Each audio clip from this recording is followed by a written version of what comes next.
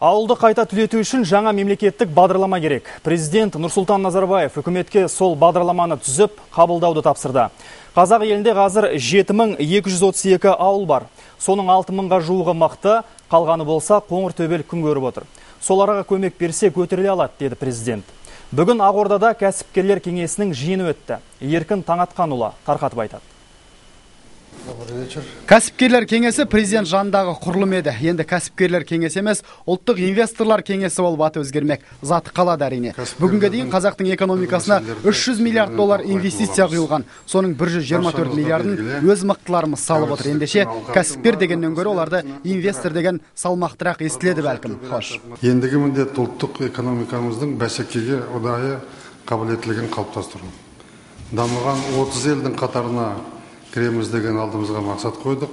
2050 жылғы бағдарламада соған дейін шағын және орта кәсіпкерлердің үлесін 40%-ке жеткізуіміз керек. Бизнес билікке риза болмайшы, қолдан келген мүмкіндікті жасап жатыр. Президенттің пәрменімен, өкіметтің дәрменімен жөн жосықсыз тексеру азайды. Дүниежүзілік банк бизнеске қолайлы елдер рейтингінде қазаққа 49 орындық еді.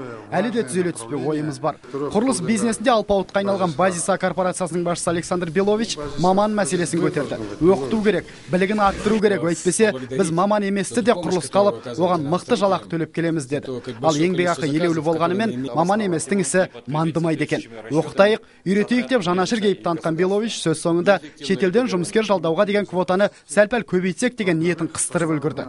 Бұл мәселе нақты талқыланған жоқ, бірақ кемпір араласқан ертек оңбайды деген орыс мәтеліндегі секілді бізде қалталылар мәселе көтерсе пайдасына еңсермей тынбаушы еді. Хош. Президент бүгінгі кеңесте ауыл шаруашылығына, машина құрылысына қатысты кем-кетікті бүкпесіз айтты. Жаңа бағдарлама түзіп, ауылды көркейтуге қам қылыңдар деп тапсырды үкіметке. Үнемдеу, ұқсату, сапа, бәсекеге қабілет барлығы да қамтылды.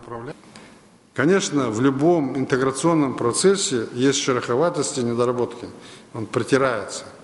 Сейчас важно не кричать на всю округу, куда нас заманили, нас обходят, начинает в целом интеграционный процесс критиковать. Мы, Казахстан, внутриматериковое государство, не имеющее выхода к океанам и морям. Если считать морем Китай и Россию, да, тогда можно. Поэтому без интеграции мы не можем. Мы вот увеличиваем продукцию, а где его продавать? Мы же создаем вам всем хорошие условия, чтобы таможенных барьеров не было, чтобы вы работали на территории России, Беларуси. Если вы хуже работаете, чем их бизнесмены, то это ваша вина. Правильно? Но это условия для бизнеса. Бизнес бәсекеде шыңдалады, басқа жол жоқ. Президент кесіп айтты. Мемлекетке иек артып, табыс тапқан емес, кәдімгі ашық бәсекеде жарып шыққан шын мықты. Елбасы Нұрсұлтан Назарбаев кәсіпкерлерге осыны тағы бір мәрте ескертті. Өйткені бүгін кедендік одақ бар, ертең бірыңғай экономикалық кеңістік тұр. Ал әріге көз салсаң, дүниежүзілік сауда ұйымы тұр ендігі. Бүгінгі жиында көп дүние айтылды. Алда апта кезетте молынан тарқатамыз. Еркін Таңатқанұлы, Дархан Әлібек, Қазақстан ұлттық телеарнасы.